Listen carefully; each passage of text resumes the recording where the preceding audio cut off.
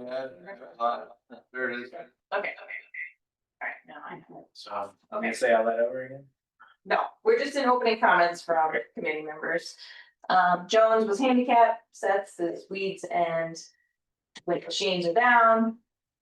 Sandy, do you have any opening comments? Well, I was in Missoula, the other day, and you got these nice big yellow signs that sit next to their kiosks that are above it, says pay parking here.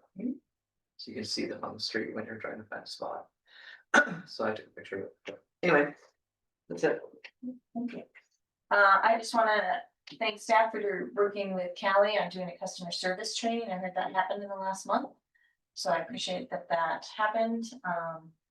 And I know there's continual comments about customer service and, you know, kind of both directions, customer service from parking enforcement officers and then respect from downtown businesses or parkers. And so I hope we can keep the tone positive on all ends about parking and those who are trying to just park and those who are just trying to do their job. So I appreciate the efforts that are being made there. Okay. Let's do our minutes. Thank you, Sandy, for sending out or reporting the minutes that have been posted and sent around. Any comments on the minutes? Okay. Anybody want to make a motion to approve the minutes? before we do that, I have one comment, and that is. The credit card, this is correct, that the credit card user is spending more. Money per Fargo app user, is that true? Did we get that right? I said. Say that again. Will you read that section from our? It looks like credit card user is spending more time and money to park over the app user. Well, I think the issue was that they were staying longer, so a credit card user stays longer in downtown. Oh, yeah. Oh. Time wise, I might not have that written right, but Oh, yeah, yeah, no, so they, instead of the app users like a 10 to under an hour kind of use, it seemed like, or something, to get less. And then the people that go to do the credit card tend to be stay longer, so they're probably out of towners. People, lunch, yeah, shopping. people paying physically at the kiosk tend to stay longer than Oh, people okay. using the app. I understand. Okay. All right. Do we need to fix that? Thanks for the clarification. We need to fix that. Helpful. Yeah, have that.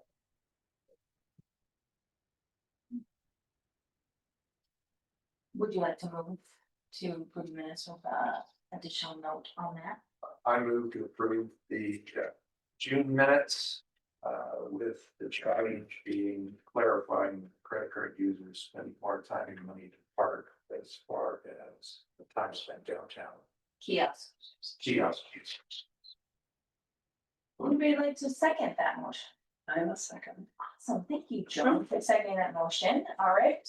Any further discussion on the minutes? Great, hearing none, let's vote. All in favor of approving the June minutes with the modification, please say aye. I Any opposed? You can write in this roll call. We all say aye. I know that, no. Right. The question is, how do I fix that on the minute? I think if you just take we can just change the word credit card to kiosk user. Okay, and then do I turn that into? I think, yeah, we can make changes. No, I know. Okay. All right, great. Minutes have been approved. Now I'm going to open up to public comment that is not on the agenda. Any public comment today? Abigail, would you like to start? Please introduce yourself. Hello, my name is Abigail Dolan, Program Manager at BID. I have a few comments and I'll make them quick. Not all comments are from me. The first comment from me is the number that is repeatedly said to be on the kiosk. I have several photos if you need. They're not on all the kiosks. And the ones that they are on, they're from a label maker. And so the stickiness does not stick to metals in the summer heat. So that could be the reason why it's not sticking to the kiosk.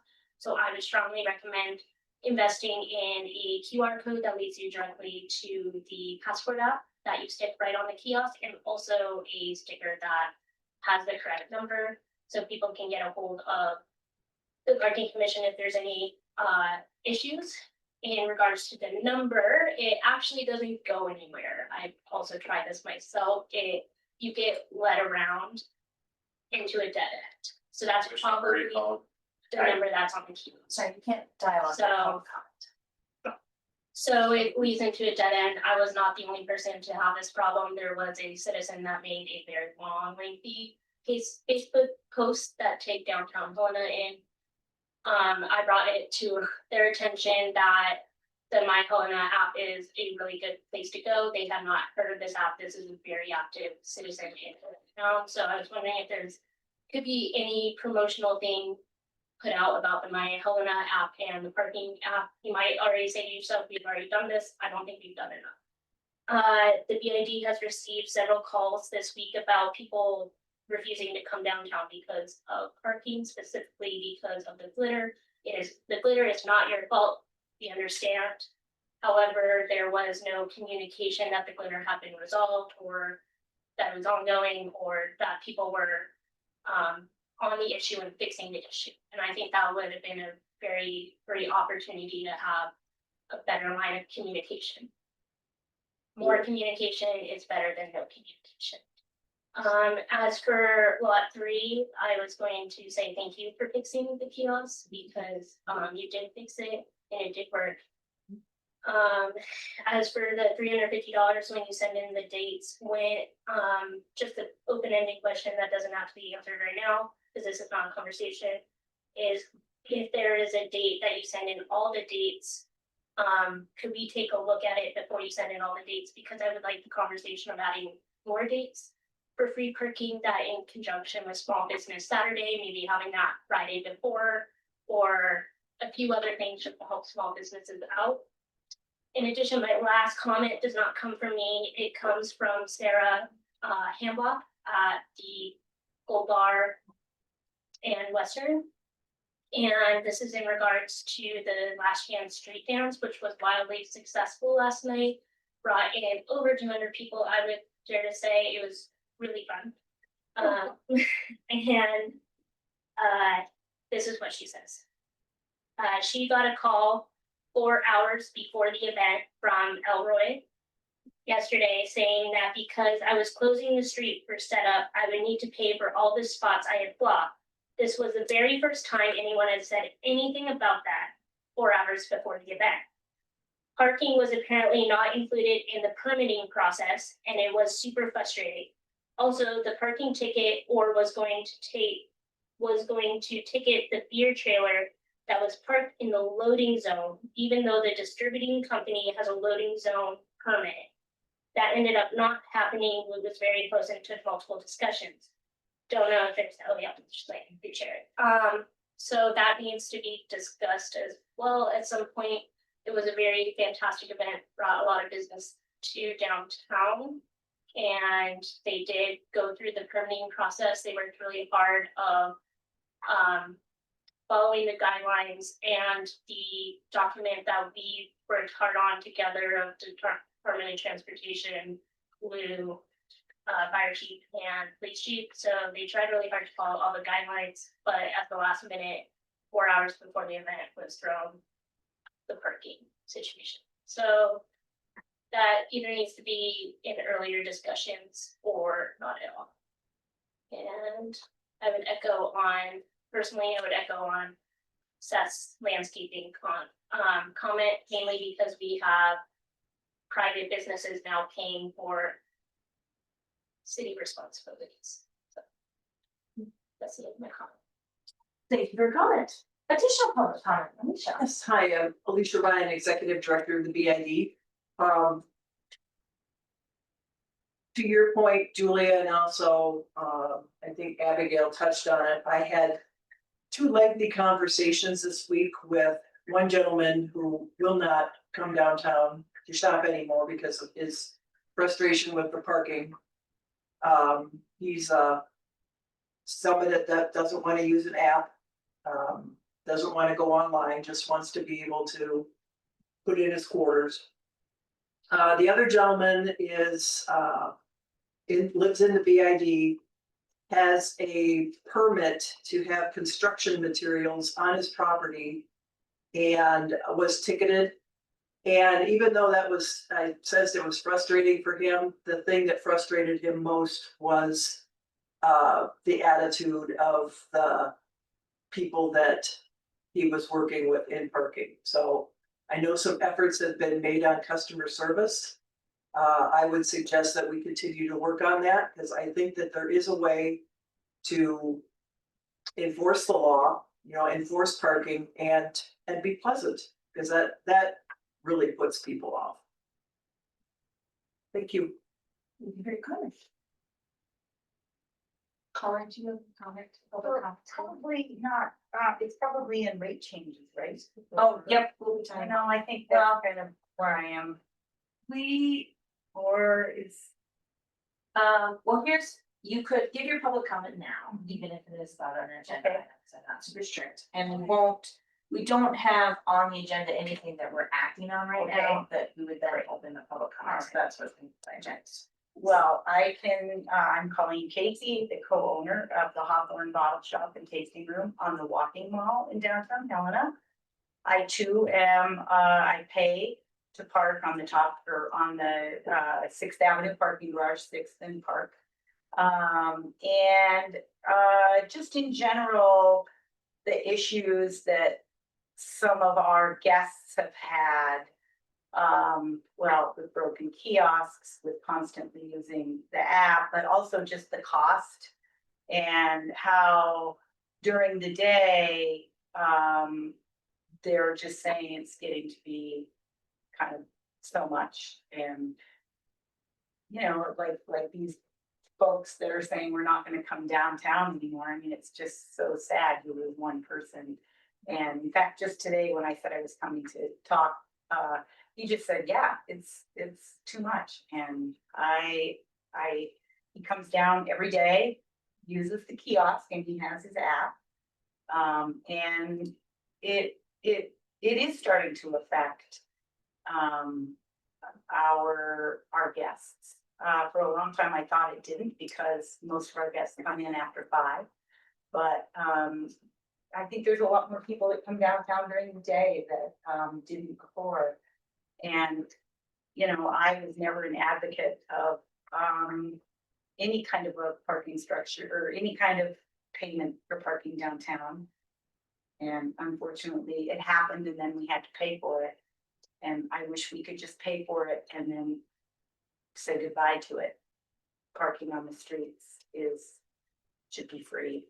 You can pay to park in the parking lot, but in my opinion, for a long time, you can drive into the strip mall and pay. Nobody has to pay, but you have to pay to come to the small business, to the heart of downtown. So I guess,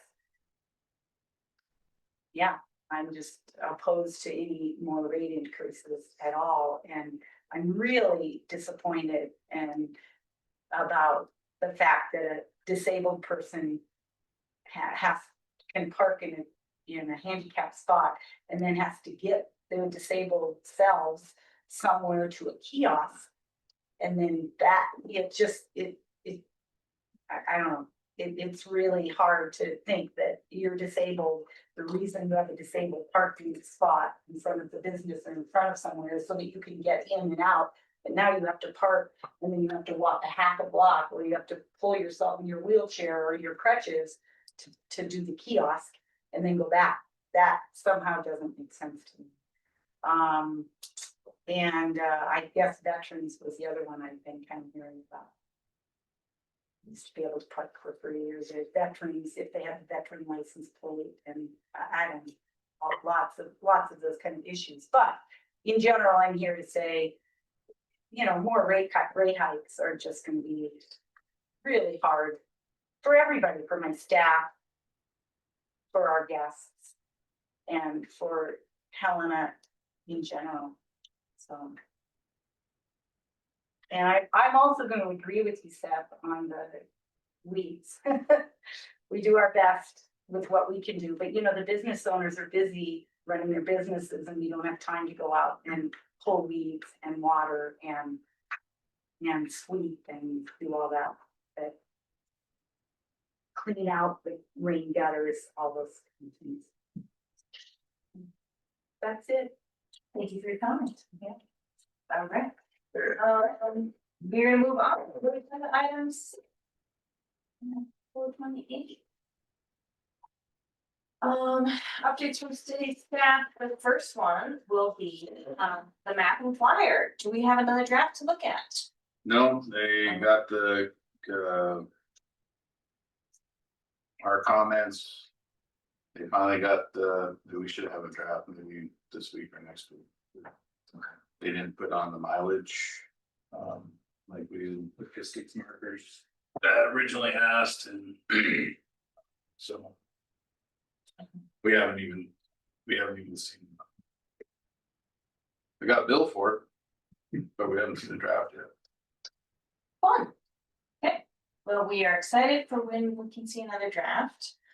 What about website updates? We kind of kept that one on there. So website will be, I mean, we had our new admin go through it because she's new to the area, new to the city, so we had her go through it as kind of a impartial third party. And she found a few things, so she's made those up. And then once we get the new flyers and everything, we'll kind of have really kind of roll out and vamp.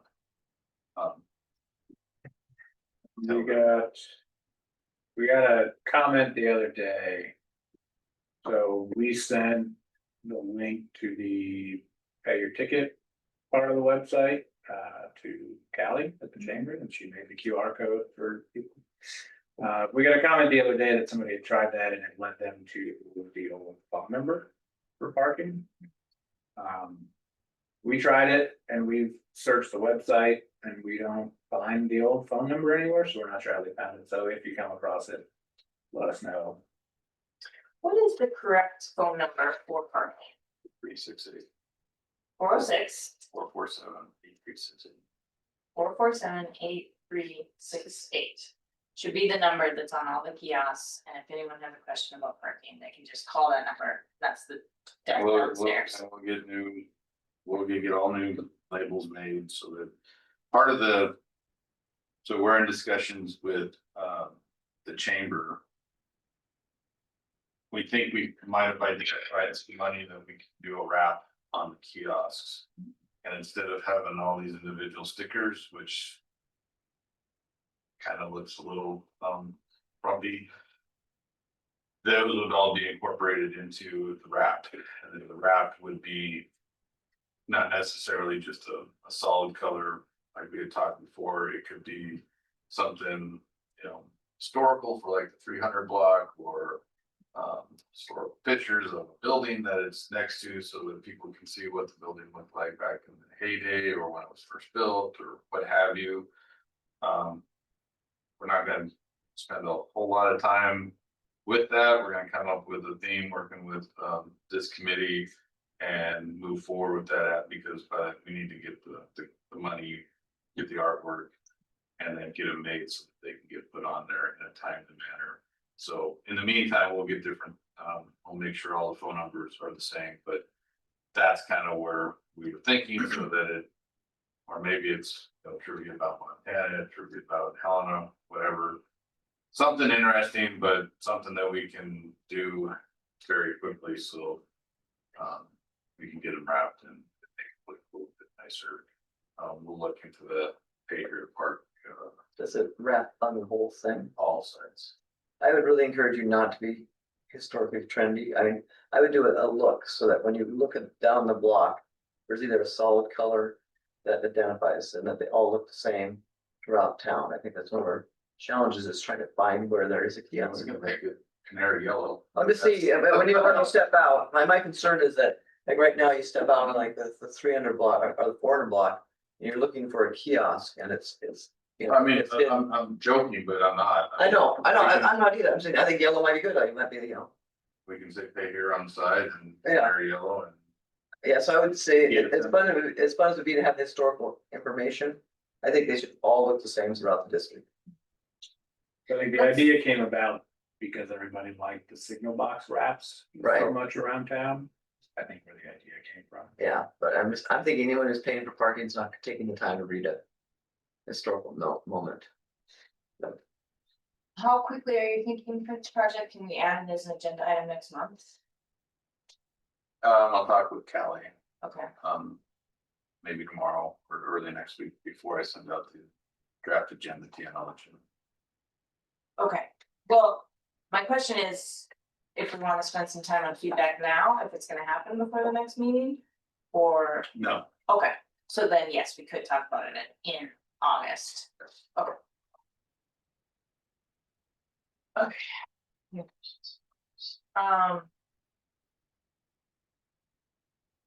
Was that it under flyer communication website?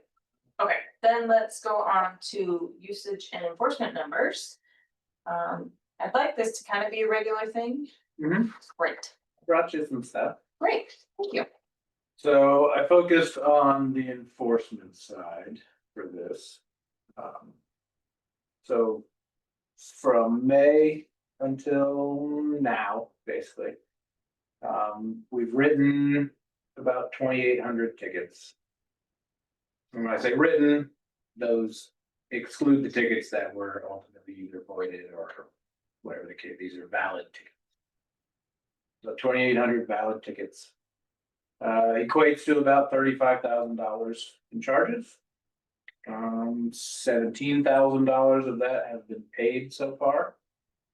So leaving out, 18 or so thousand, so not quite 50% of the tickets paid, or sorry, the tickets written have been paid in the last 2 months.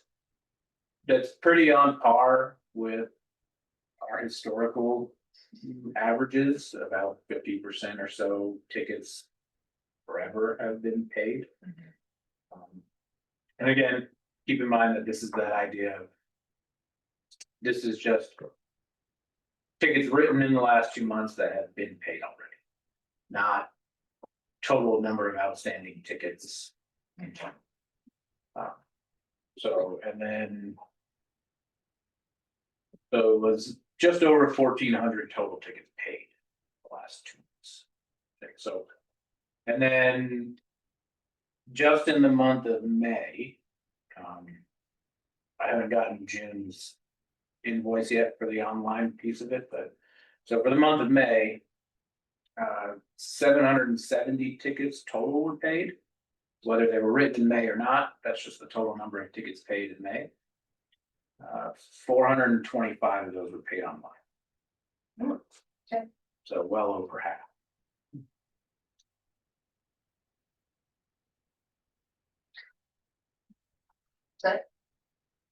For numbering part, yeah. Is that question, that 2,800, does that seem like a lot more written than we have in the past? Just your opinion. Not really, so. It seems like a lot. It depends on the staffing levels, honestly, so we have all 3 PCOs right now, so we have 2 PCOs out all day long enforcing. When we were down to only 1 or 2 PCOs for a time, then, I mean, yeah, this would be a lot for one person to write. But on average, the PCOs can write. Again, depending on how well people are adhering to the rules. I know that we had one day last month that both PCOs that were out wrote over 100 tickets each in one day. And so kind of depends on the day, but I don't think it's far out of the realm. We write somewhere from 7,000 to 10,000 tickets a year. So 2,700 in a 2.5 month period is a little bit on the higher end of that mark, but not too far off. Or if you translate that to a full year. Do you think it's people not wanting to pay or just expiring? Can you tell? No, I didn't look at it. I can I was wondering, I mean, probably if tell. there's, what I wonder if type there's of a tickets teachable are. moment here that we could. Yeah, You know, I can look up what type of tickets those were by category, so whether it was time ran out on the kiosk or they were parked in an incorrect, they were in a permitted area and didn't have a permit, that kind of. We can pull those metrics out. I just didn't do that now. I can pull them after and I can just send an email to the committee. Well, I guess one thing is like, if they're not putting money in the meter, that's us educating, you gotta pay for downtown. Yeah, If it's running out, there's maybe their piece of, use the app so you can add to it as you go. it's And- hard to say whether they paid or not paid at all, because they could have paid and they just ran out of Right. time. It would be You a- understand what I'm looking for? So, Yes. Yeah, what is the? It would be a significant undertaking for me to tell the difference between if they I'm paid thinking at all I'm thinking or of, they just ran out of time. just kind of an impression that the PCOs might have, or you of. Mhm. We had, 2,800 people come in, but we had 3 major events. No one paid or something, anyway, that's not, got it.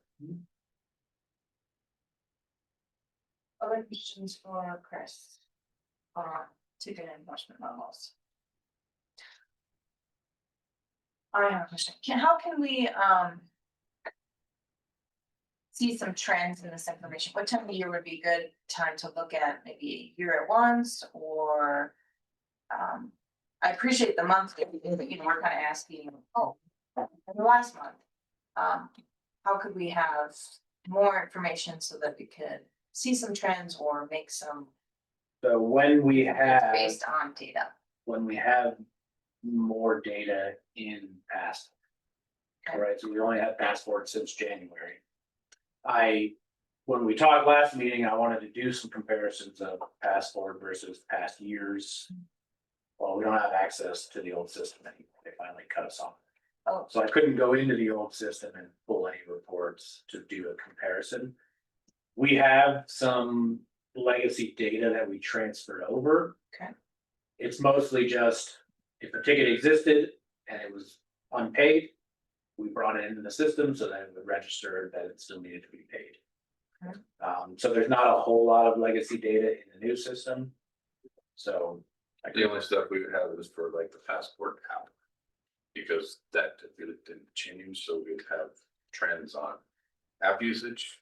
But as far as trends of parking violations versus enforcement rates or whatever, Okay, that's what we. well, trends on parking usage would be interesting. I think. Like what kind of usage? Well, I would like to know everything that you know, but I know that's not realistic, but here's what I'm thinking, that we've had significant changes in the last year. Starting with, gate arms and the $1 an hour, online ticket paying, and I would like to know, are these making a difference in usage and in which ways are people, and understanding who our users of the parking system are in volume numbers. So when we hear 1 or 2 stories about people not coming downtown, knowing how many people are coming, using the parking ticket, how many, let me make this simple, total parking, and you've given us some of this before, parking sessions, there's the word, sessions used in a month. Total violations used in a month, because then we could see, 30,000 people are doing it, or there's 30,000 sessions and there's only 5,000 violations, so. More people are using it than violating it. So the length of the session is staying pretty constant since we started with passport. It's right around that 2.5 hour. Length. Yeah, average length of the session. Can you tell? Do you have any statistics as to how long vehicles are parked in a certain location? Like if you were driving down Last Chance, would you be able to tell somebody was parked there for 8 hours?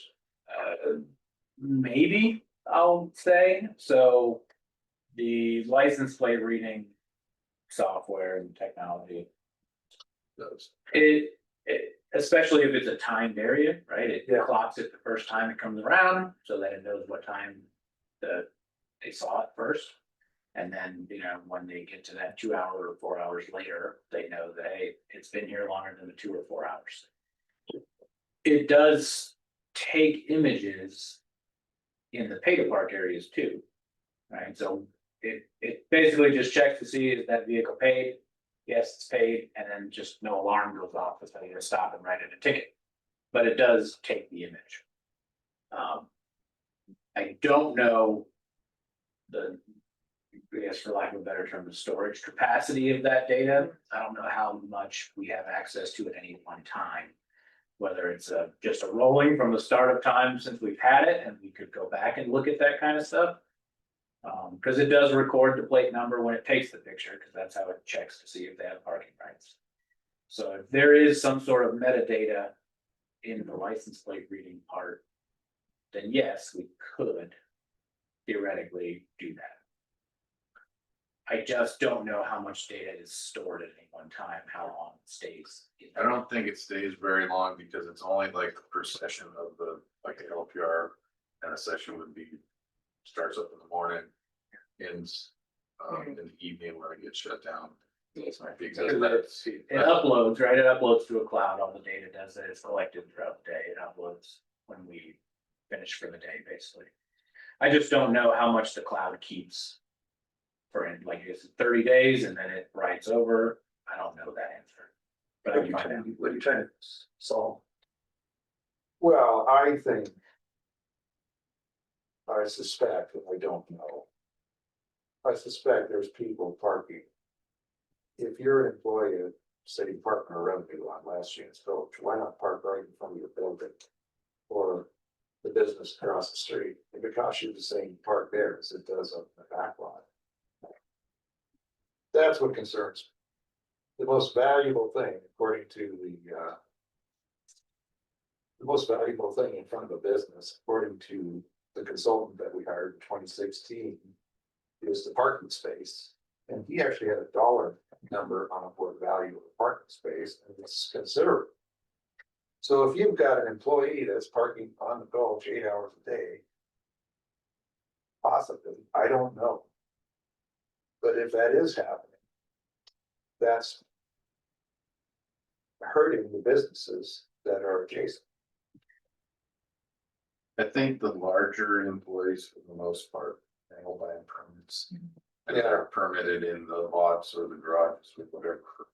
That's true, but then there's the smaller. There's the smaller ones that, yes, I don't. The temporary employee that's there for 4 Well, I hours think- a day. That's where we need to educate business owners with VIP. And say, you know, do you have an employee that's parking, you know, on the street, we have cheaper options for you. Or whatever, and help them find the right space. Sure. The number used to be like $75. So if I park in front of a person's business, it affects $75 worth of business for that merchant. And I think Missoula was 110 back in 2016. And Missoula used to have things that said, do you know about you parking here? That's cost us merchants, you know, because they were getting the rollers is what they're after, the number. And they would just have this nice little tag, like, by the way, did you know this is really affecting your favorite merchant? And I think that probably helped. That was a while ago. All right, let's move on. We'll continue to keep usage and enforcement numbers on the agenda, and this we can figure out what you can know easily and how we can make look at it every time. Okay. Coin meter replacement schedule. These are, for those not familiar, the lollipop coin meters are being removed. Where are we on that? I can't say for sure, but I think the majority of them have been removed. We still have the area up on Cruise, I think that we're working on. But I know a lot of the side streets and stuff have already been taken care of and down. I apologize, I don't have a more definitive. Well, and that reminds me, I mean, with that removal, there's so many more 2-hour free spots. That, you know, how we can, the map, an updated map will help with that. But really, you know, reminding people that if you walk a little bit, you can find a 2-hour free spot downtown, and I don't have the number right in front of me, but. This is a couple hundred 2-hour free spots that are in the downtown core. Oh, total? Yeah, Yeah, I don't have. I don't know, yeah, but, okay, And making that 70 yeah, process. So. yeah, so that, yeah, 170 new 2-hour free. Mhm. So there's quite a few. Okay, but that should be wrapping up by the end of the summer, correct? Should be wrapping up by the end of July. Our employee that was on leave has returned, so now we have 2 maintenance folks instead of just the one. So Really wanted to talk about usage and enforcement numbers, we put it on there twice. I know. Sorry. You're really I important, know, Chris. so later. Okay, let's talk about, the very exciting, how is the application for TIP funding going? We submitted to the community development, the idea that we wanna go forward with it. I think. I think what would be helpful is if this committee would send a formal.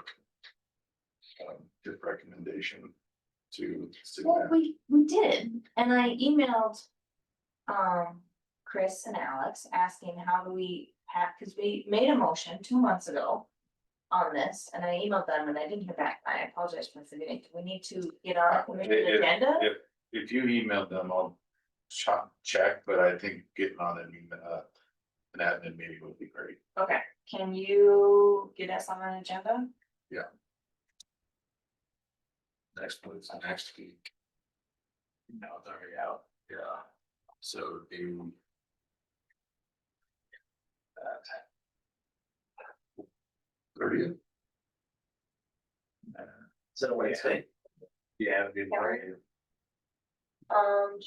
Wednesday, Yep. July 30th at 4 p.m. Mm. Okay. I don't think we need to make another motion. Cause we voted, like we have that, so I just need to say that we made that recommendation, present that we made that recommendation. Okay, And so is that Julia going to that meeting and telling them, or are you just doing an email? Sure. Good, yeah, we get on the agenda, Yeah, yeah. on Do the you want a reg- bunch of us, or do you want just one of us? No, because if you do more than 3 show up, then it's a quorum and it has to be publicly noticed. How do you feel about going to the third, what do you feel about the I 30th? read that, no Okay. problem. What time is it? Oh, no, there is a problem. Is it 4 p.m.? Okay, Sandy or Seth or Joan, would one of you like to do it? Yeah, no, exactly. Alright, well, we will follow up on I'm not the. gonna do it. I'm not gonna- Okay, If I am here, I would like to do it. okay. And I'll double check with Let me know. Chris.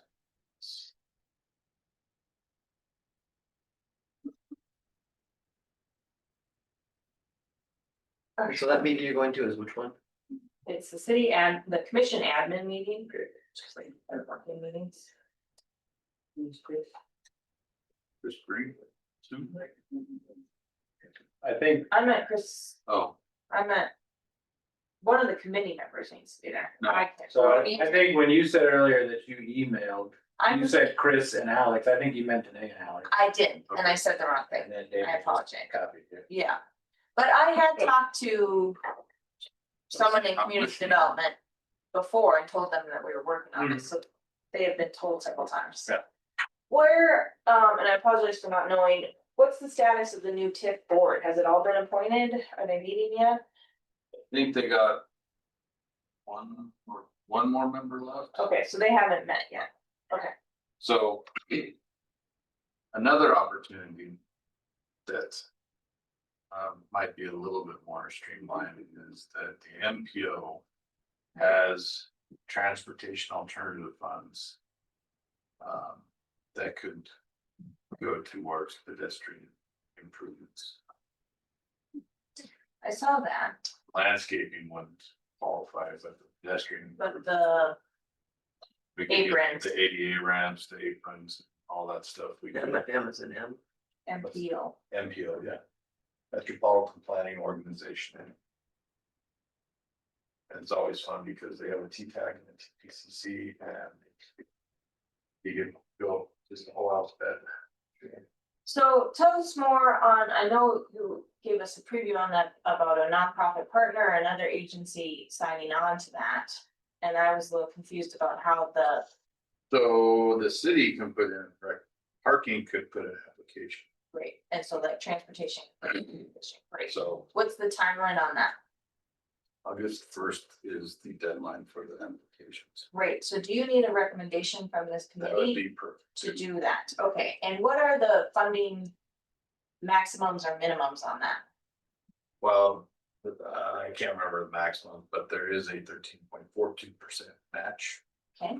So Does the city have to match its own projects? parking would have to match its projects. That's, Okay. So 13% match, we have to come out of parking's budget. And parking has $10,000 for deferred maintenance or something like that, $20,000. We have 40. 40,000. budget for basically all projects. Yeah. So that would be the line item that could match this funding.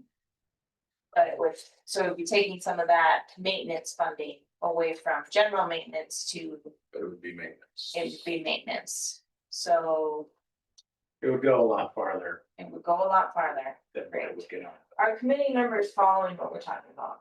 Okay, great, thanks. So just to answer your question, the TIF board Mhm.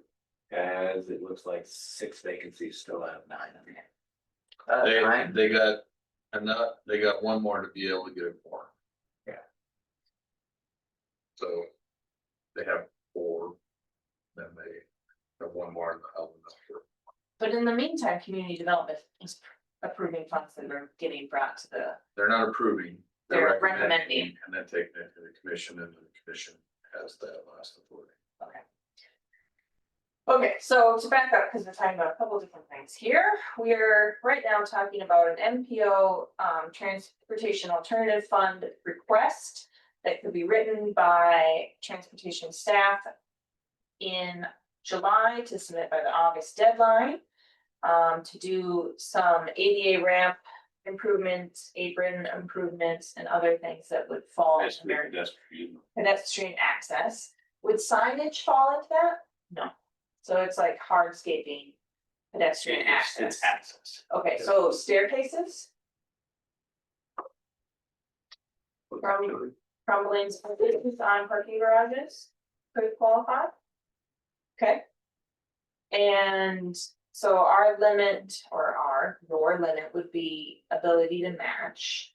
What is the total funding amount in this alternative transportation budget? About 1.3 million. Okay, to go around. and I assume there's a lot of other projects. What would be a reasonable amount for parking to ask for? What could you put up for that? Well, 13.42. Give or take. So with these numbers. we did a total project cost of like 350, our 40 grand would make the 13-ish. But do we wanna use all the 40 grand on We this? could do like 100 and match. That would be a 13,000. Yeah. Okay. 100,000, And that would get.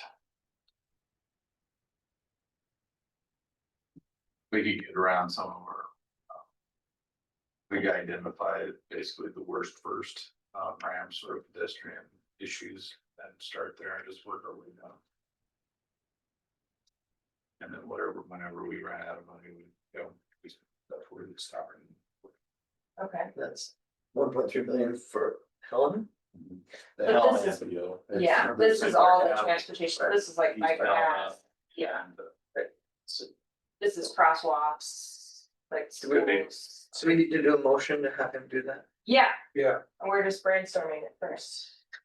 If it was 200,000, that would be 26 of the parking budget.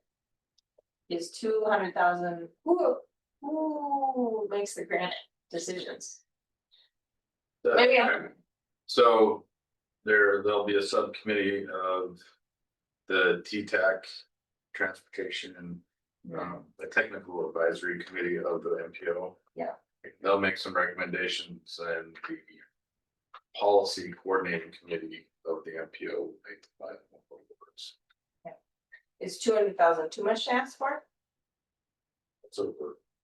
Yeah, for It's 3/4 of your budget, right? Oh, yeah, you're right, it is, okay, so 100,000 is. I a think little more 150 would realistic. probably be max. Okay, but. Okay.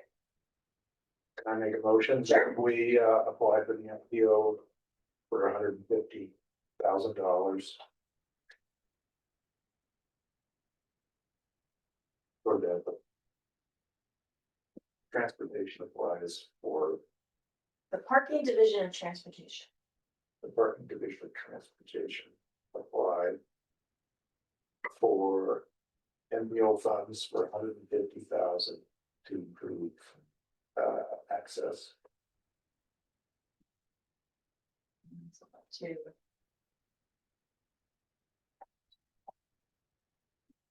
to improve access to parking structures. Pedestrian. Just pedestrian access. Okay. Perfect, facilities.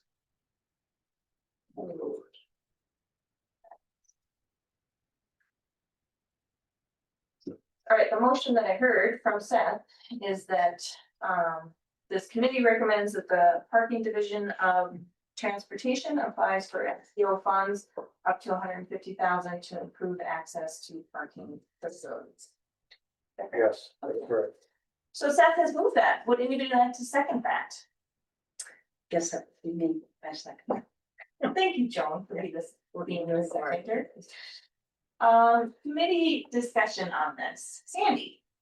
David had said 100,000, now we bumped it to 150. Does that put other things in jeopardy? On the budget, I mean, are we being, It's not a guarantee. I know, but So part of those. Maintenance funds that we had were for. Were items. And some of those were access. I guess the question is 150 being greedy? For this committee and for our issues compared to the other. So issues going, we can you get around can 300. request 150. If Like, if the MPO wants to spread. The money They around. can a make little it bit, less if they want. They might say, you're gonna Okay. get 100 so that we can fund this other project that was 30. So if you said 100, we're saying 150. I said 150 max. It's, Okay. it's not an Are unrealistic. you guys comfortable amount. with it? Yeah. Okay, that's all I need to know. I would add that 150 doesn't go very far. No, it doesn't, I know, it Not doesn't, what but, concrete is involved. No. but they're also talking That's county-wise. What? So 150 would get you about 10 double 88 ramps right now. At the current cost. Yeah. Other committee member discussion on this? No, all right, so since we have a motion floor, before we act on that, before we vote, we will open it up to public comment. Any public comment about this motion to apply, to recommend parking applies for MPO funding? Go for it. Thank you for that public comment. All right, moving along. I think we are ready to vote on this. Let's do a roll call vote for fun. Seth, how do you vote? Aye. Joan, how do you vote? Aye. Sandy, how do you vote? Aye. I also vote aye. Motion Oh, okay. passes. Great. Thank you. I think we are. Yeah, so that was under tip application status. But funding that we moved. To apply for MPO funding. Does that need to go anywhere else besides here? Or that motion and recommendation? Should I follow up with Danae and Alex? You could, On and that too. I can follow up with the city manager on those. Okay. If this committee agrees, okay. All right, now we are at regular items. Look at us, just moving along halfway through and halfway through. Resident, oh, Joan, so glad to have you back. Residential parking districts, everyone's favorite topic, and David's fancy spreadsheet with all the colors. Will you make sure it's shared in the Zoom as well? Record now. We waited for it. Thank you. Well, we did talk about it. Well, that's good. This should have one thing. All the little pop-up windows and Zoom logs put all over the place. You can't see anything when you're sharing. But thanks for sharing. Okay, so. The red are. Districts that have come and gone. So they were created and they were removed by resolution by the Oh, okay. city commission. So the red are no longer in existence. Yes. Okay. The green. If you see all green. They meet the revised or not revised resolution 20071, which. Had us do an annual review. And if there was less than 50% of the properties participating in the district, then they would be slated for termination as well. So. Excuse me, if they were all green. Yellow ones. If they were all green, they met that criteria. If they have this little yellow spot over here, that means they didn't meet that criteria. Of 50% activity. So. As you can see, there's a fair bit of yellow. And just for your knowledge, Joe, because this was stated last time. There are a couple districts out there that should have went away. That didn't. One of them actually is the one up on around Hawthorne on the west side, which. You know, I guess probably not gonna be an issue now since the school district decided to close Hawthorne. So that, So you're saying that the one about Hawthorne, 50% of the people aren't. what I'm saying is it should have went away a long time Oh, ago. it should have. It was again, housekeeping that. So it took me quite a while. I had to track down all these different resolutions and. Yeah, it's very confusing. And what So- does purple mean? Purple is just some outstanding issue. So like North Park over here, it's bottom one. That's that green space that Carol made with taking down all those houses. So that stretch of park, which is the street that abuts that green space right now. That west portion of that street was a residential parking district. But when they took down the houses, they never terminated the district, so obviously nobody got any permits over there. So that's just the housekeeping that we'll go through and recommend to the commission that one gets terminated and move on from there. There are districts that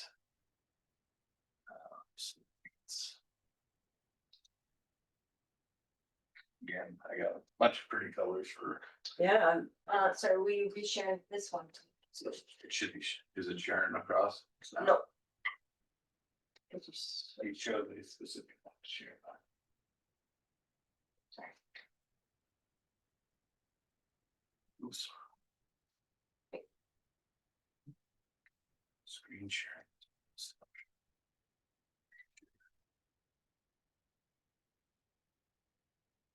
Thank you. so to clarify again, all these colors are flashing. The ones with the green all the way across are the ones that are in compliance. Correct. The green with yellow should have gone away. No, the green with yellow don't meet compliance this year, No. this annual. review. So they Okay. get a letter to say, essentially buy more permits if you want to stay district, or you'll go away. So people will get letters. So If there are active permits sold. So if it doesn't meet the criteria at all and there's 0 permits sold for that district, we don't have anybody to send anything to. Right, We're just gonna recommend for it to go away. and so then you go up and get your signs. Yeah, and so if it's an active district.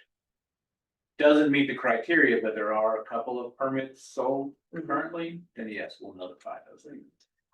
So, in an area that you're familiar with, your district, Which seems to just be my street, front of my, And you, so, and the neighbor up above. so actually. Your district is Stewart and Hauser. That was what the original resolution said. At some point in time, they decided to separate them, which they didn't do that by resolution, so they shouldn't have separated them. So if you look, you have three permits. Mhm. Hauser has 0. Well, here's the kicker on Hauser, and then where's the yellow one?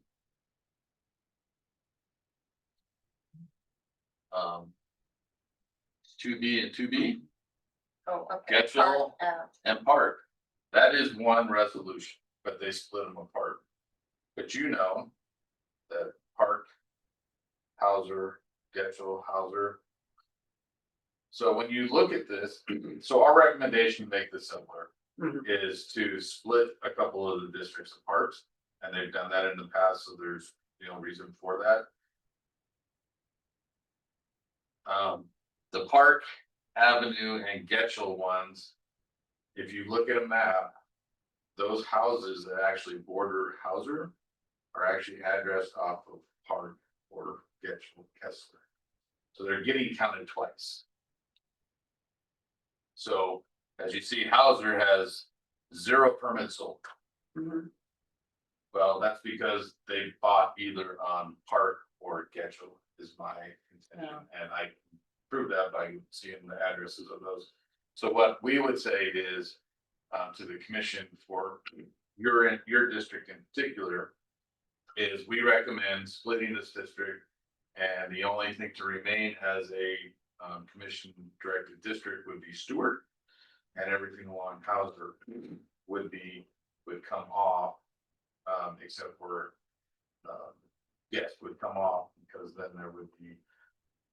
We would basically just move, that's the nomenclature of Hauser into the Park, Getchell, Kessler one, because of the corners.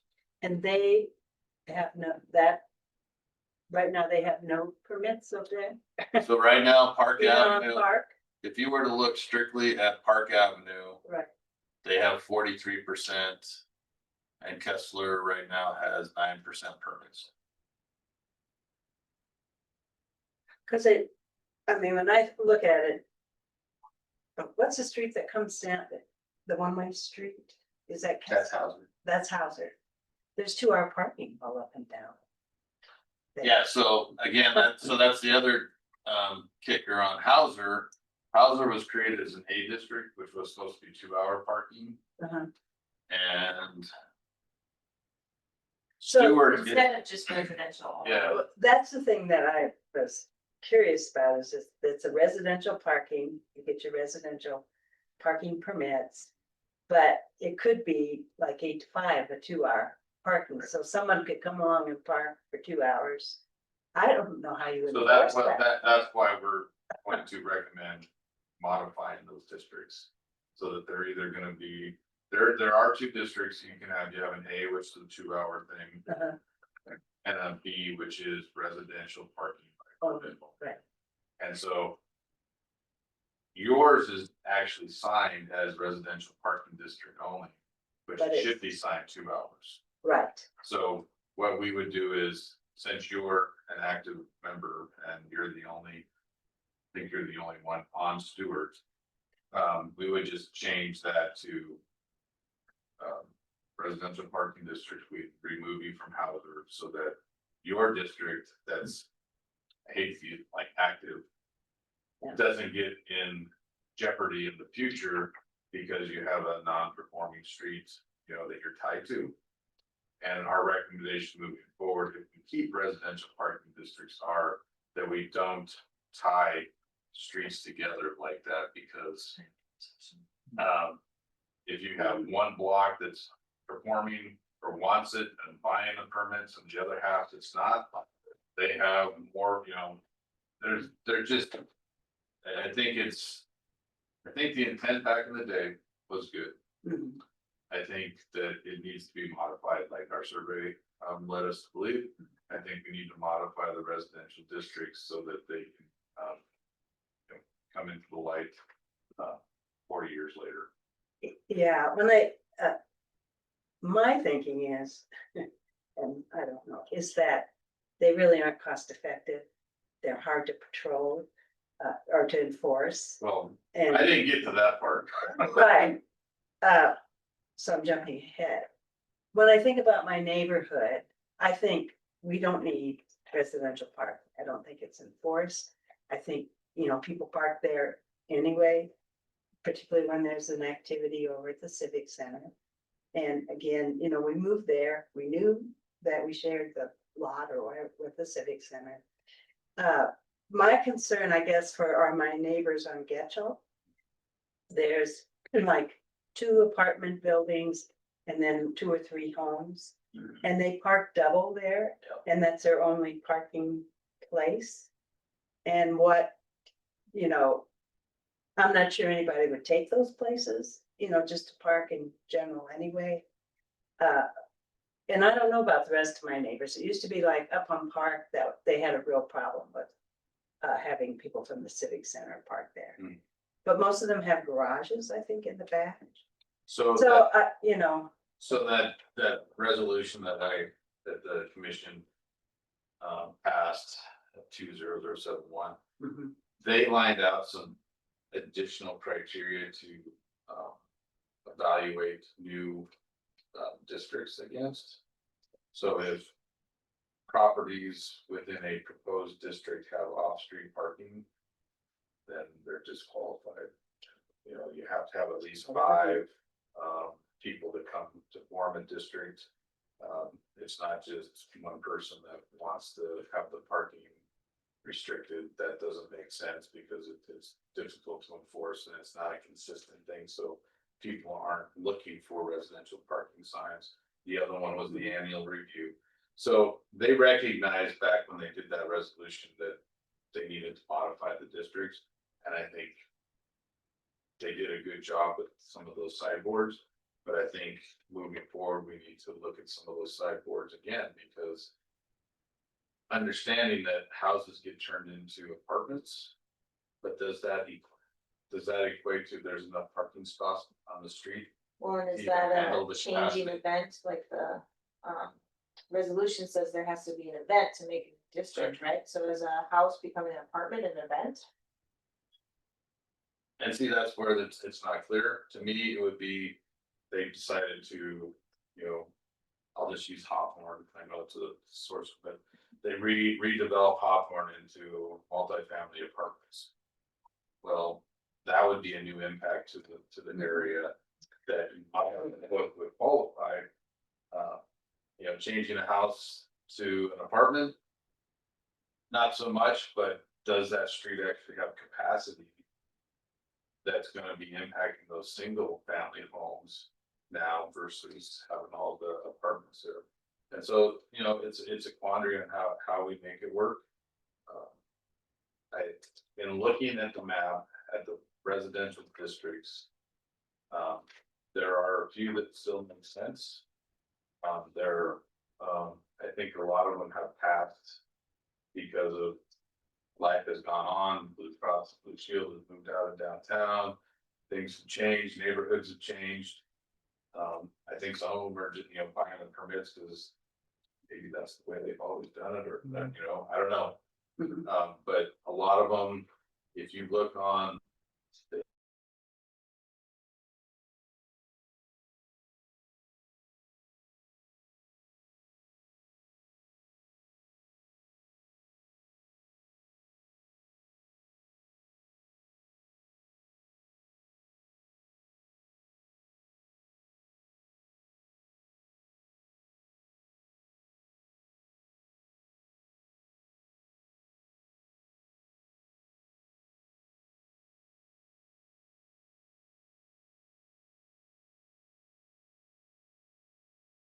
introduce traffic calming, but also increase the number of parking spots for those events. Well, new nuggets. Okay. There's a so- lot of nuggets up here. So, just for sake of time, you know, we talked about this last month and you had mentioned that you wanna get on a commission agenda. Are you imagining?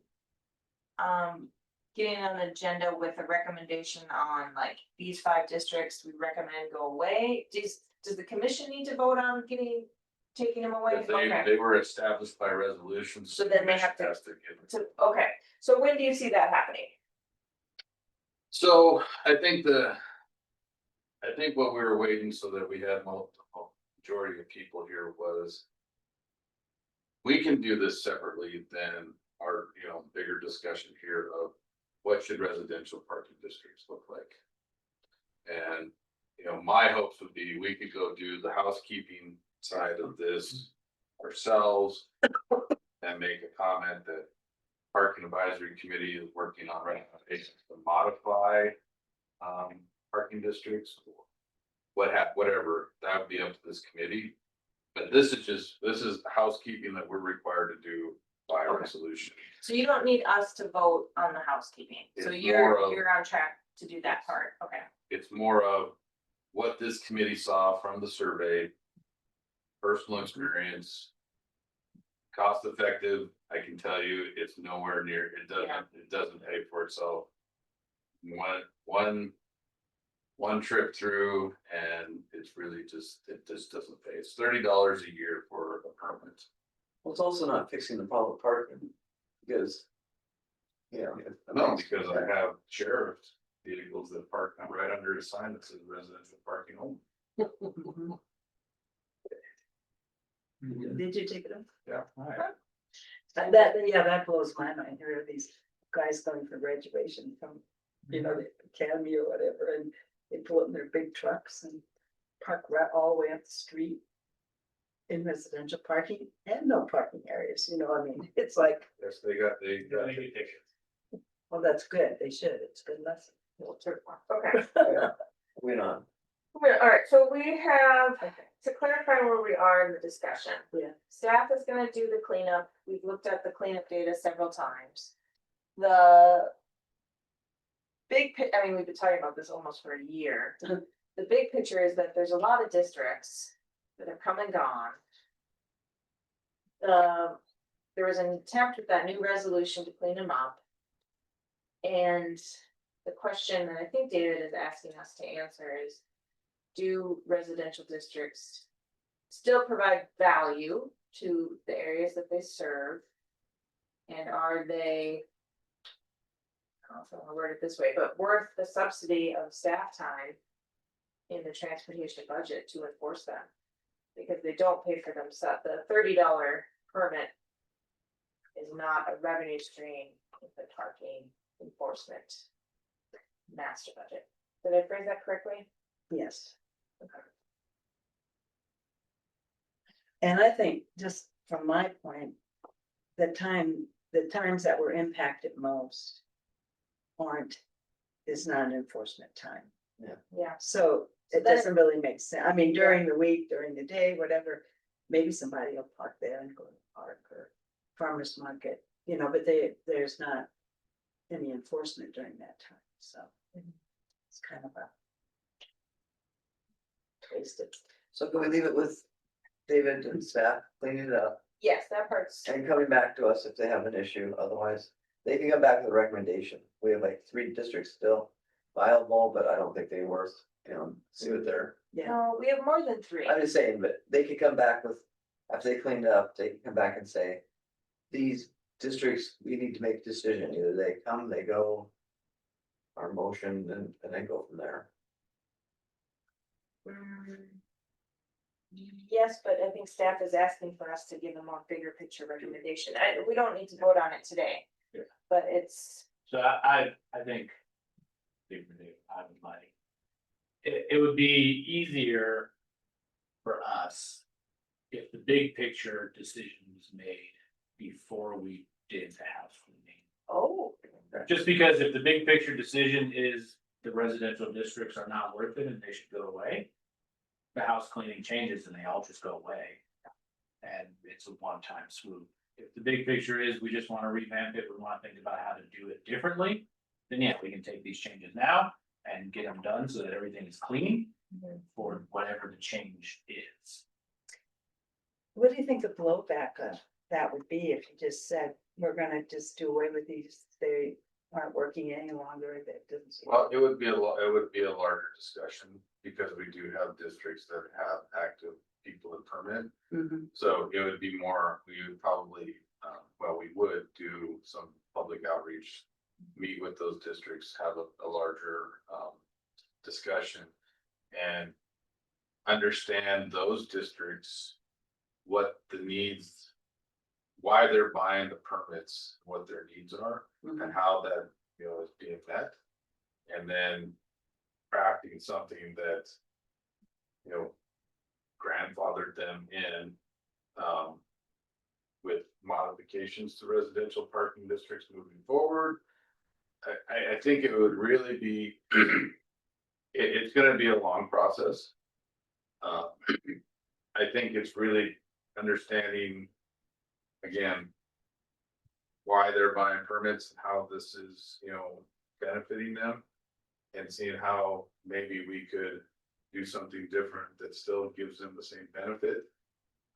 Without, But then aren't we getting back to having all these Yeah. different districts of, you're grandfathered in? Yeah. And you're gonna pay this amount of money, but, I mean, What- I guess I'm thinking, what I'm saying is one scenario could be that everybody that's paying and keeps per resolution 20071, as long as they maintain that, they're grandfathered. Moving forward, you could amend that saying there's no more residential districts. Or any new districts would have to meet this additional criteria. That's where I think a lot of the homework and the public commenting time and stuff would be to understand, and then how do we make it cost effective? Right, and so you're still leaving it open for people to apply to have a residential district, say like at Hawthorne. You know, it'll go away because there's not a school there anymore, but if it changes into an apartment building, then they would have the opportunity to come back and reapply for maybe. Unless the resolution got changed prior to those changes. Seems to me they'd have to build a park area in there. Mike, There. I don't wanna spend too much more time on this, cause we do have other regular item, but, my question is, how do residential parking districts, commingle or relate to, zoning and like planning, you know, for permitting for houses, you know, bigger picture, if all residential areas are a parking district and, you know, houses only get 2 spots. Not that Helena does that, but, you know, other communities that do things like that. How would that look? Would zoning, I'm not using my words very well, but maybe someone's understanding what I'm trying to ask. So I think you hit it on the head before. That other resolution that they tried to do amend the sideboards, if you will, for the residential parking district. There has to be a new impact, there has to be this planning, there has to be this, that, and the other thing. Yeah, I think that's where, where it commingles. Okay. Because now we're only putting residential districts where there's a new impact. And maybe we modify that language to, you know, better clarify what an impact is. But, we have had other requests for residential parking districts, in the past 5 years. And they either didn't have enough properties, or they, you know, didn't have people on board, or there wasn't a new impact, you know, so. That resolution helped, I think, identify and put sideboards on it to where we haven't had a whole lot of new districts in the newest one is Jackson, where they put those, townhouses, condos are there. I think they're behind the big- bike shop. by the that big- big- oh, yeah, The colored one's red. Yeah. That's our newest district, and they are an active district. They buy their permits. yeah, I'm just thinking, you know, one recommendation, and I'm not sure this is my recommendation, is that we say all. Residential areas in the city should have, like, we should have residential parking districts and residents only can park in their area of town. Or have a guest pass. Would be like to go in the opposite direction of getting rid of residential, where we expand it bigger, because. We wanna control parking in residential areas, I'm just playing devil's advocate, or, Well, I'll play devil's advocate on that. Symphony under the stars. yeah, Where does all the people park if we require that area is residential only? and I'm not saying it's a good idea, but. I think the areas that have Yeah, the old capital residents, residence. residential buildings that have been converted to business. Yes, There's within the neighborhood, kind of still. I think it's 8, that one block of 8. What that is borders parking that one. town, okay. Yeah. Alright, I'm gonna, we'll keep, wait, Steph, I haven't heard anything from you. You have any comments on residential? Nope, great. I do, but not today. I think I'm leaning towards to clean it up. Yeah, I mean, you But- can't, and the other thing is, when you take the signs down, take it back. that's when you start realizing whether or not it's making an impact, because you might hear from people you Let's put little skins on it that says, Coming down. be aware this is a residence. You know, this is a residence parking spot, if you don't have to park there. you know, nobody will care about it until the sign comes down, and then a whole lot of people may care about it. Yeah, I still feel like, back to your comment though, that I think staff should do cleanup. Before I don't think we're ready to make a recommendation one way or another. So And my I think cleanup motivation- would help with making a recommendation, so we would know a realistic number of active. My motivation was purely financial, Right, so yeah. the more times we go to the commission, the more it costs us for the commission. Meaning that, so the commission has a budget, right? And the way that their budget gets paid for is that they divvy out that cost to all those departments in the city. So the way they figure out how much each department pays, how many times you were on the agenda. Really? Seriously? This I did is a not know new that. thing. So the more times we're on the agenda to go through the commission, the more it costs parking for the commission. The bigger piece of the pie. I had no idea. That was my motivation. So this is like a little nugget that anybody's like passionate issue just gets on commission agendas until it gets funded. Is what you're saying, like if we want more funding for parks, then parks could be on the. Okay. No. It costs Yeah. parking. It's on the way. Part It costs more. that next So year. I have a line item in my parking budget that says commission manager attorneys. Oh, okay, That's how much I I pay. way around, Yeah, okay, so the more times I'm on the agenda as parking. Yeah. The more that number goes up that I can't spend on other stuff. okay, alright. Hmm. But you could still do the cleanup. Yeah, could, that's I normal really think stuff. we should do the clean, I think the cleanup needs to happen. So what we're gonna tell them in the cleanup is, the parking advisory committee is still looking at this, whether to on modifications to the residential parking district ordinance. What Chris is saying is, we don't wanna go back 20 times To to the give them commission. updates Got it. about that. Yep. We wanna Okay. go out and do our homework here, go out and do our homework with the public, Mhm. come back with a cohesive Got it, recommendation and then go to the okay. So residential will stay on our regular items. And we will continue this next month. Okay, let's talk about rate changes and parking budget. So we gave some feedback and you guys were gonna talk about, tell us where we are in the budgeting process. Who is leading this? Where are we? We're on regular items B, parking budget. We did not vote on a recommendation, we kind of just gave you a false goal. So nothing went into effect with the budget right now. Budgets. Okay, start with me for a big picture. I'll let Chris, because he'll talk. So Thank the preliminary budget was approved last month. Okay. Right. Everything was as it has been presented prior to that, so no changes to any of the numbers, anything like that, maybe minor tweaks like personnel stuff. And that might happen. No rate increases. No, so there was, I did not build a rate increase into the budget. I just went kind of on our trending patterns and stuff like that, so there wasn't actually a rate increase built into the budget. Your budget was submitted, not approved, right? It's been approved That's preliminarily, none of us That's all right. are, these other things for those type of people, so. We have to pass a budget prior to July 1 so that we can operate after July 1. So, and then sometime in August or by the second Tuesday before the second Thursday of September, you have to approve the final budget. Because they give you time to get final property values from the Department of Revenue so that you can calculate mills correctly, for property tax, as well, right? So. We haven't proposed anything different for the final budget than what's already in the preliminary budget. It'll just continue on as it exists now. But if I remember correctly, staff was recommending rate increases. Yes.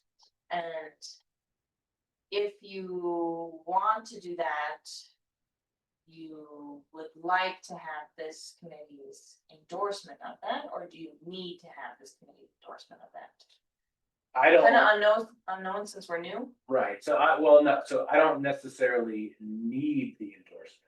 I can still ask for the rate increases. Okay. The commission will say, what does your advisory committee think of these? And I would say, they hate it. And they would say, still yes or no, right? They would still make their own decision. Okay. It would, be, yes, more. If we were all on the same page, it would be that much easier for them to make a decision.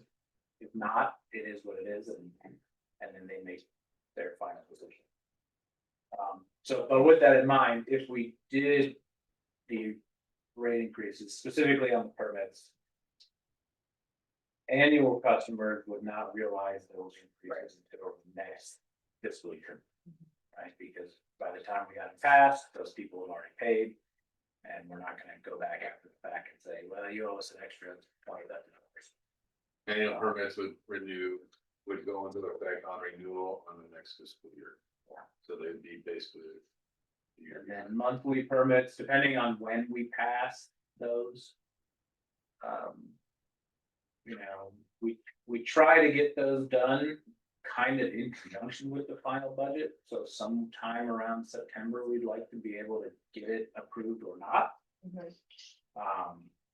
But I think the monthly ones, we probably wouldn't put those into effect until like maybe January, or if what we have to do to get the recommendation to say they all go into effect next fiscal year, then And the big picture budget that we've been talking about now for months, is that there's parking, there's so much deferred maintenance that we're not able to get a dent in it with the current parking budget, which comes from three sources: monthly permits, hourly parking, and ticket violations. And those are the three main sources of funding for parking. And in those three main sources, which is about $2 million in revenue, 1.5 million of that or so is from permits, monthly permits. And 250,000 is from hourly, paid by the hour, and 250,000 is from tickets. This is what we talked about last, so I'm just kind of treating that. And so then in that budget to maintain it, we're only spending about $40,000 or $50,000 on maintenance, landscaping. Yeah, we do have $80,000 coming in when Jackson's paid off, which is Oh, the debt, In yeah, August, but that won't be realized until next fiscal year. till next fiscal year. so then that could increase the maintenance budget. So if I could interject Yep. on that Jackson coming off, one of the scenarios that we were thinking about that money is using that as debt service for say an intercap loan. So we could maximize that 80,000 to be, what did we figure that would be? we could probably get close to $1 million of a loan. And service it with the same amount of money that Jackson cost us now. So. But then we would have $1 million on hand to do some of this deferred maintenance and other improvements. We did 15 ramps. No, yeah, so that helps the budget situation at the end of that scenario, that helps a lot. The one, the Jackson Street comes off, regardless what scenario we use it as, yes, it puts a little bit more disposable income, so Yeah. that we can use it on deferred maintenance and other items. I think part of the problem is people don't understand. They don't understand the amount of deferred maintenance that's out there in parking and the lack of money to address it. And when people flat out don't think they ought to pay for parking, they don't understand where that money's coming from. And they don't understand the condition of these facilities, which is pretty bad. I mean, it's pretty bad. Yeah, and what does that look like for downtown, if a parking garage cannot be maintained and has to be closed because it's deemed unsafe? How does that affect the businesses downtown, the character of downtown, our city as a whole, if we don't have these concentrated parking spaces? I don't really wanna get into that. Well, it's everything. It's like asphalt going, I mean, the concrete disintegrating, Well, I think we are all agreeing that there's money needs to be found money needs to be directed to that. The question is, do we do it now? We do a rate increase now, or when do we do it? That's kind of where I think we are. Or we do what we're doing and we're being creative about these alternative sources of funding that could be contributing to parking or other downtown infrastructure that haven't been contributing to downtown infrastructure. You know, that all the money comes from taxes or fee for use and how we divide that up. It's point of government. Yeah. Public involvement. Well, I do think that, if we go back to the tip for just a second. The landscaping particularly meets our goal from the business improvement district because it cleans up what I consider a blight, which is the whole purpose of the tip. And, you know, anybody that doesn't think there's a blight, I would take them on a walk. Yeah. I would take them on a walk downtown. Because when you really start looking, you start noticing just how bad it is. There are weeds and trees and bushes just volunteering everywhere. And it's not gonna be cheap to clean that up. I think we're looking at alternative things. Yeah, So I think we continue that direction and you folks bringing those to us to say, like even like 80,000 would get us $1 million loan with the same kind of cash flow. Seems like a good. So to keep looking for those kind of opportunities. Meanwhile, back at the farm, we have to deal with EOS and the permit rate increase and So our constituents. last month, we kind of, each community member gave their opinions on rate increases. And I didn't put them in because in the minutes because Yeah, You they're got- not official. we also got too confusing this week. Well, yeah, and we're Same. just kind of discussing and feeling. So last month I said I was more supportive of increasing hourly and not increasing permit, since permit holders are paying 3/4 of the budget. And then I have an unpopular opinion of increasing enforcement days and hours. Seth, you said you kind of liked 6 days of enforcement. But you said permit increase, you would support that, but we need a plan for public relations. Christopher said he liked the idea of enforcement on Saturdays, and he was in support of both hourly and permit increases. And Sandy, you were saying no increases to permits, but you could live with $1.25 an hour. And that we should look for other money, for parking that businesses are, spreading out businesses. Joan, put you on the spot. Do you have a feeling one way or other? On permit increases or on rate increases? Oh, the third one we didn't really talk about is ticket rate increases. And you guys didn't present on that. Sorry, Joan, I asked you a question and then cut you off. Did you have a recommendation on ticket rate increases? You did. Would you remind us of that? So. Right now, we didn't present one last time, but right now. If you don't pay for your time, so if you don't pay to park, it's a $10 ticket. Well, it costs you $8 to park all day on the street. And the ticket's $10, so. Our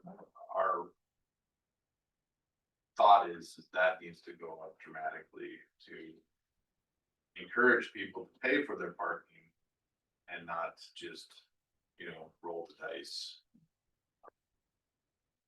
Our safety ones are, pretty on par with other cities. I think there are some, I can't think of off the top of my head. There are some rates that we need to really probably up just to fall in line with other folks. And I'm not saying that they're parking related, but they're more safety related. Like you park in front of a fire hydrant. Or you park in an ADA space and you don't have an ADA placard or you don't have ADA plates. In my mind, $100 is, cause they're they're not in the most convenient spots, but they're in the best, in a lot of the areas, the right convenient spots on that block. And, I watch when I'm down on the walking mall doing events or whatever, the one right by the power block, I see, the Coke truck, or I see people all the time just pull in there because run in and I'll get my order or whatever. But that person that has a legitimate disability that could driving around the block trying to find some place to park so they can get into whatever. That's, you know, that's where I have that issue. So. We can come up with a list of them, but part of our idea, part of the whole plan behind the one zone, one rate, and it was to make the most desirable spaces tickets higher. So you kind of push people out to the less desirable areas. So parking garage tickets would be more expensive than a surface lot ticket. And then the on-street would go up just to match, so it's not as easy as, oh, well, I can pay $8 or I can roll the dice and pay $10 for the ticket. One other piece that, we did see on that in looking and reviewing other people's policies and practices on that, they have on the higher side on the tickets. But if you pay within 10 days, $10 gets knocked off that ticket. So if it's a $25 ticket and you pay within 2 days, it's a $15 ticket, which I think is a pretty decent incentive. And that also obviously excludes the appeal time. So, you know, the sky's the limit. I know some of you travel a lot more than I do. That, you know, maybe you've seen other things at other places that, you know, try to encourage people to do the right, or to pay the park instead of, you know, rolls the dice. Well, we don't want ticketing to be it is a revenue stream, but we don't, eventually, I imagine, ticketing would encourage people to It should pay go up, other, yeah, and then we should plateau and everybody learns, and then Yeah. it should go down. and the other two should go up then, yeah. Keep in mind, we now have a different system of ticketing people with the driving car. So we're getting those lots covered way more, a number of times during the day. So people have, you know, they're gonna learn. Again, we gotta make it simple, in my opinion. You've gotta, one rate, one zone, so the merchants understand it. And they have this pitch instead of you saying, you know, I would say, you know, when you say no, there should be no parking. And I would say that means that your whole staff will be parked in front of your store. Well, we don't. I know. I know, but I've I just think, been in retail downtown forever, and Yeah. I have never worked for anyone, the bookstore, the base camp. When base camp was downtown, we never parked on that, we never parked in front of the store. Those business owners, like you would as well, say, please don't park, leave that for our guests or for the customers. So we always had to park up back in parking lots behind those two businesses. So I think that's what we're aiming for, that, trying to get. the Yeah, I customer. mean, I don't think there's a property owner in Helena that would say, oh, yeah, staff park there. I mean, I just can't imagine, I so. know they- Wait, Sandy, we're getting a little, Sorry, anyway. yeah, So make it simple, so the merchants can sell Well. The other things, we've gotta. It wouldn't hit until next fiscal year, so there is time to sell this a little better. But it. We also have the unknown of tariffs coming in. And transportation, we have a lot of pressure on those businesses. yeah, we do. the construction costs are only going up Yeah. to maintain these facilities, I mean, Yeah, it's I not. know I mean, it's a whole issue everywhere. Yeah, I mean, Well, we're- Sorry, I had asked Joan a question a while ago and then cut her off. John's a little confused about the whole thing, but I guess when I think about. If the rule is you pay to park. And if you don't pay to park. And you are caught, you pay the consequences, which is the fines. So. When I think about it, I would probably. Support increasing fines. Cause that's the people who are breaking the rules that we catch anyway. And I'm not sure which is more fair to increase the rate for the permit holders or increase the parking on at the kiosk, $1 a quarter. I mean, I think we need to do it all, actually. Well, I mean, I'm not a business owner, I just come downtown for fun, The- so here's the I thing. put my quarters in. With. With the kiosks and with the app and that, how people pay nowadays. I mean. Going for a 25% increase is a big ask. You know. What if To we go went, from $1 to $1.25. right, Yeah. I mean, so, I mean, there's no reason we can't ask for $1.10 or $1.15 an hour, right? Well, you can't give change. Yeah, so they would have to put an exact change. Could be just, yeah, they'd have to put exact change in that. Or Unless they use use it- But it'll Yeah. do that, or use right? the card. Otherwise, they're just gonna put the quarter in anyway, what they have is quarters. Right. Mhm. Right. And no one puts that way. That the majority of the hourly Yeah. is being paid through the app, Yes. not actually at a kiosk. Right. Yeah. Except for those So if, gentlemen that like to put. Chris, you said, you did the math on the rate changes. If we went from $1 to $1.25 an hour, that gives another $50,000 a year would be an estimate.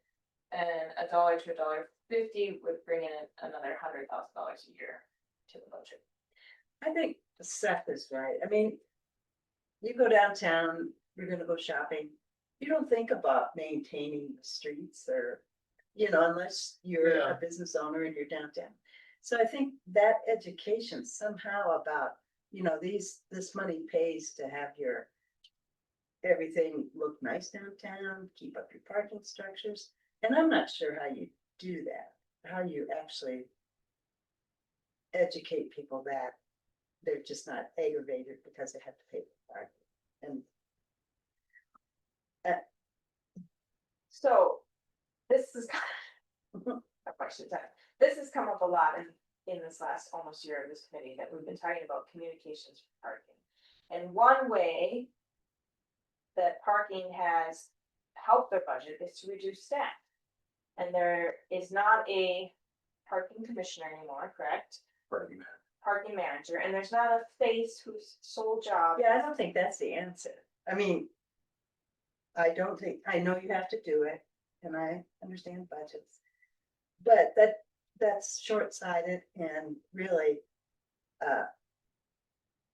cut your nose off to spite your face in some ways. You need those people. And so I guess what I'm saying is the budget needs to somehow increase in order to take care of some of these problems that we come in every week stating that we are seeing, like your guys' Okay. Does that make sense? Yeah, I'm saying let it ride for a little bit, because we now have pay at the kiosk, on the app, online. We have, if you're permit holder and you've got 3 outstanding parking tickets or whatever, you can't get a new permit. So we have things in place that are bringing it, like, let it just ride and not do one more change. And say, okay, in 6 months, let's look at, because we have the car that drives around, we now have 3,000 tickets. Shoot, everyone, or. And so this, and then let the dust settle, so then we can look back and say, wait a minute, if we increase our permit thing. We can then fix the garages better, we can do whatever, but if some of these bigger companies pull out of downtown.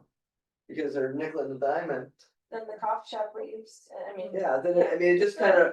it's I a mean, balance for yeah. our downtown ecosystem. And then we also look for the trouble folks, we might say, yeah, how many people really are parking in the disabled spot that don't have a sticker? Is that like 6 a day, is that 200 a year? Or is it just 3 guys that are chronic, and then we have a group of people? Yeah. Well, we are addressing some of these issues. I mean, there has been progress made here. A lot. We've got 2-hour parking, we've got Well, we have, discounted discount parking, parking, yeah. we've got all these things Right. going on. The problem is nobody knows it. right, that's what I'm saying. But I do think we're at a point where we need to think, this is not this year, this is next fiscal year. Right, Yeah. right, exactly. But we need to, the message is, we've heard you, we've fixed it. But why they say that we have to go back. I don't know if we can go another year. Another fiscal year at the same. I mean, I just don't know. There's a lead time required to make these increases. I get that, but That's why I'm just throwing this out there. You know, We're gonna make- we're You gonna- don't have to have a 25% increase. right. But we're gonna make a decision on something about a trend that we don't even know yet, because trends aren't even available, because it's a new system. So, Well, we have what we have. The bottom line is, you don't have that. The trend has been an unfunded, Right, underfunded under- program. Yeah, Over, and I'm not saying we some need would to say replace the overfilled. manager next year, but that should be a goal, that of their staff so they can do their jobs. or are there other messengers for parking besides city employees? Well, There are, and they are trying. what is, it needs to be the owners, it needs to be the users, it needs to be people down there and say, did you know that it costs X amount of dollars to fix this piece? Okay, I'm gonna try to keep us on track for 6 o'clock. Staff, are you asking, tell us what you need. I'll tell, do you need a recommendation? We didn't make we didn't vote last week or last month. I'm not feeling like we're ready to give an official vote one way or the other. You're getting continual feedback from us as committee members. I think. If you're going to make a recommendation, you may have to have a special meeting. Because Oh, we would need to notice it. we won't be able to. Get your August meeting. And whatever decision you made then. Into the final budget. Okay, so remind us where you stand in the final budget. Are you, our transportation staff making a recommendation for increases in the final budget? Have you decided We, that? what we told the commission was, because one of the tenets of this committee being formed was this committee would inform our recommendation. Yeah, okay, so we're not. So doing so that. I don't need to alter my projections for the final budget. But we need to move one direction or another soon on the rate structure Mhm. so that it has time to come into play. So, yeah, we need to start going back to the commission to tell them what the exact rate changes would be, if we're gonna make them. So that we can get them approved by September or October. And if the changes on monthly permits wouldn't take effect till January, that gives us a couple months to put the information out. But hey, just so you know, starting in January, if you're a monthly permit holder, your rate would go up to this. If you're an annual permit holder, your rate wouldn't be effective until next July. Our hope is that that encourages people to become annual customers. So that you can convert yourself from monthly to annual before the rate increases go into effect. You also get a 5% discount for becoming annual. And you get to enjoy the rest of the fiscal year at the lower annual rate than you would starting to pay a higher monthly rate in January. And if any rate increase on the paid park. Same thing for the monthly, we could, if there was a recommendation to increase it. That could be the same date, because I agree with Sandy. You don't, well, November 15th is gonna be the increase for the hourly rate, and, January 12th is going to be this. You implement it at the same time, if that's the case. And the permits have been going up about $5 for each permit class for the last couple of years. Yeah. It's only been once the last couple, because we didn't do it last year. Okay, so, no, We did the year before, we went up $5.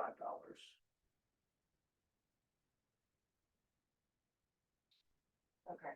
And we can't have a working session, right? We can't have a get together. You can have a working session, you just have to notice. I mean, because that's where I think the gap is for me, is that getting information to make a decision, an informed decision. I mean, you could do a 2-hour, 3-hour working session on rates only. And it would be noticed just like our regular meeting, and it would just be noticed as parking rate discussion. And But would we be able to go to our parking permit people and take a sample or all of them and say, hey, this is what we're thinking? Or what is their input? They might say, $5, no big deal.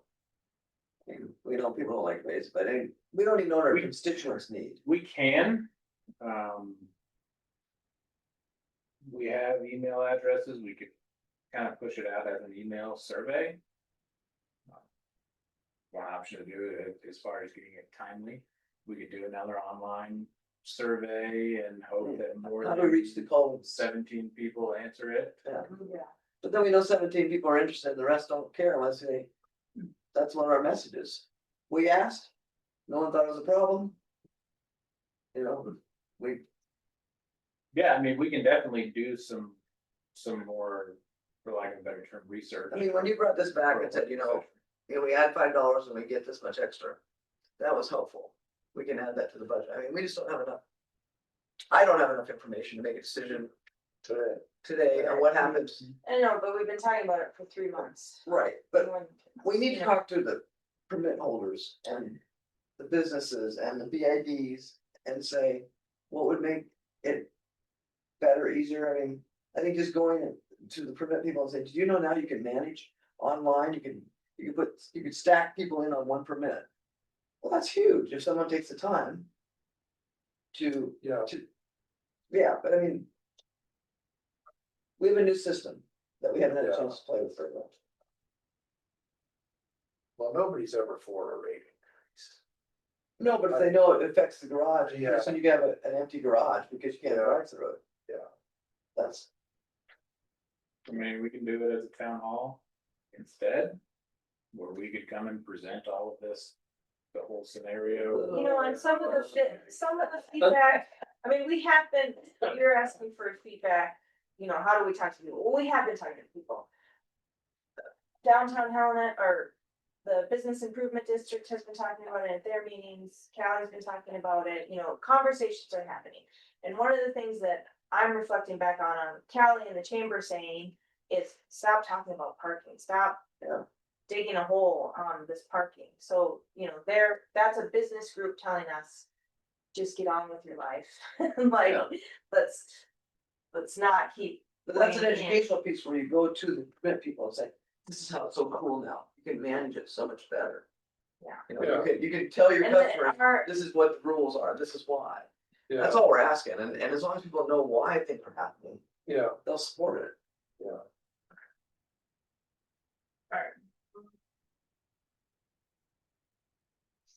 Sorry, guys.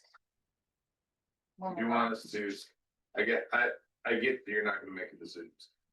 Do you want us to schedule work session or just schedule the next regular schedule? I think that's the only thing. I'll be gone the next one, if that helps you guys. Well, Done. we know, If you scheduled a special one, we could make sure to have all the ticket ones, all the ticket recommendations lined out for you. yeah, I mean, across we the do board. need something, we need a document that says we want this, not just a verbal. If staff is giving us a recommendation that you want us to vote on, yes, we would need that outlined.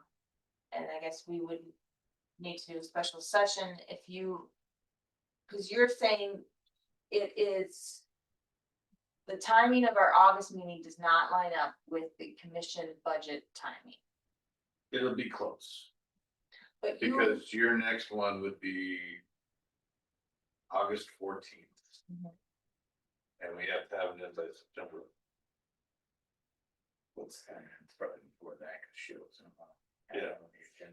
but you, as Chris said, you guys Yeah. can proceed without our blessing. If we can, I think that if we plan this for the next meeting, that's fine.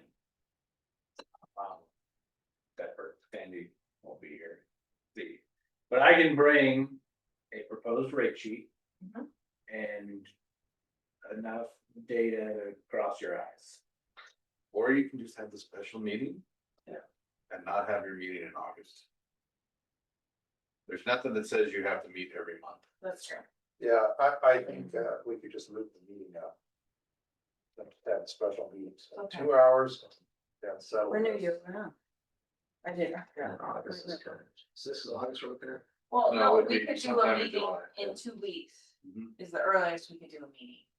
2 'Cause we weeks can't pressure. meet next week, cause we'd have to post these. Maybe the 24th or later. Oh, no, we could actually meet next week, but. I would don't really recommend the want- 24th or 31st. 24th or 31st. Of July. Of I can't do it. I'm out of town on 31st. I'm available until the 4th. I am available those days. All right, 4 of us, we can see Christopher. And then not do an August meeting? Yeah, whatever you need. Yeah. It can be a single issue meeting. Yes. Yes. Yeah. We don't need that. Can we, for BID to be here, can we ask? They are always looped in, I've been going to all the BID meetings, Seth is on the BID board, I've been What talking to about permit Callie. holders? How do we So, reach the permit holder? I just want to. Yeah. You're a business rep, so you could go in between now and then and talk to some of your business colleagues or go to the BID meeting.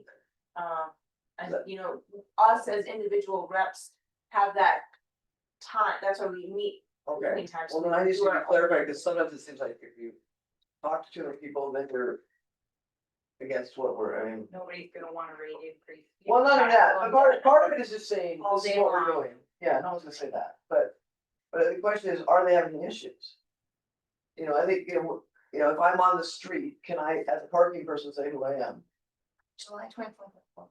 And, I don't wanna start a rebel rouser, I don't wanna be like, no, rate Just the same increase. time. I'm I don't wanna hearing do that. that you wanna get more information. We need You to- wanna I- do that, Yeah, and I'm telling how do I you do that that legally? you can do whatever you want on your own time. Okay. And that one of the things that we've come into before with being representatives of the public board is that the three or more of us cannot sit and discuss these things without a notice of form. That's the. For food. but How about I talk to you and- two? How about I work with them? Yeah, please do. We'll do that. We also have seen that public surveys don't get much feedback. And so like we can try to do I those, don't but they think- cost staff time. I'm not asking that, I'm just asking, let's get some key groups represented.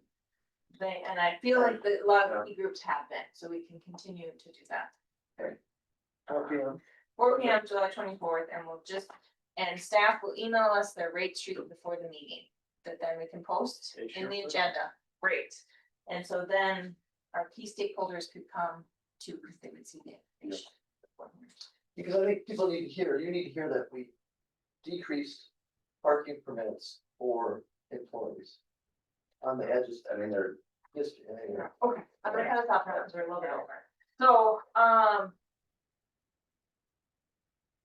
this group has decided to have a special meeting July 24th at 4 P.M. Location to be announced depending on which conference room is available. The last agenda item is our annual report recommendations. We don't have any to make right now because we have not voted on anything, so just keep that as a standing agenda item. Next up is agenda proposals for upcoming meeting items, and what we have decided is the 24th at 4 P.M. to discuss rates. Yes. So our agenda, just so I don't have to do it back and forth, will be items 1, 2, 3, and 4.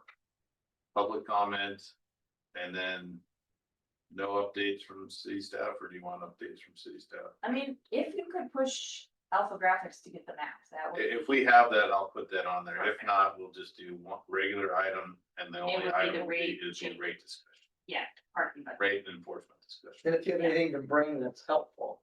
Yeah. Like, Like that, it'd be totally, the most helpful thing I Yeah. can say. but, the door, Or. we go sideways. All right, so I just need to say, well, we can discuss it on the 24th if we need to have an August meeting too, but. Last call before we adjourn for public comment. Can we get additional public comment? Thank you. Hi, I won't keep you up. My main public comment is going back to the wraps on the kiosk. I get that the multiple cylinders look frumpy, however, they are cheaper. So, for example, we just bought a bunch of vinyl really good sticker for the ID. We bought 350 of them and they cost $275. And they're really good, they're long lasting. that could be the QR code and the number that you could call. The vinyl wraps, in comparison, because I'm on the Illinois Public Art Committee board, they're $1,000 per wrap. And then on top of that, you're paying the artist $500 minimum to create the design. However, you're going to be thinking in your head, well, it'll be cheaper because they're smaller. Well, that's not always the case, because there's actually going to be a lot more detail of like wrapping it and getting in all of the cracks and whatnot. This sounds like a really great idea that I would love to see in 5 to 10 years when we have our budget under control and we're not talking about parking rate increases. So instead of like doing things that are kind of unnecessary, going the cheaper route on that route, we can focus on what needs to be done, which is landscaping and infrastructure updates. As for the parking increase, I stand by my opinion on my personal opinion about how the permits can stand to go up just a little bit, and the hourly rates, we need to wait to see how the trends come along and how we have more information. We have not gone a full year with $1 an hour pay. Can we please wait at least a full year? It's already a struggle to get people downtown. So. Yeah. That's the end of my public comment. Thank you for comment. Any additional public comments? Great, hearing none. I'm gonna see if there is a motion to adjourn. I'll make a motion to adjourn. Seth moves, should we keep the trend, Joe? You want a I'll second? second it. All right. All those- Christopher, when we need him. I know, Yeah. all three members in favor of adjourning? Great, we are adjourned at Good job. 6:09 PM. Thank you all for your time and attention to this matter.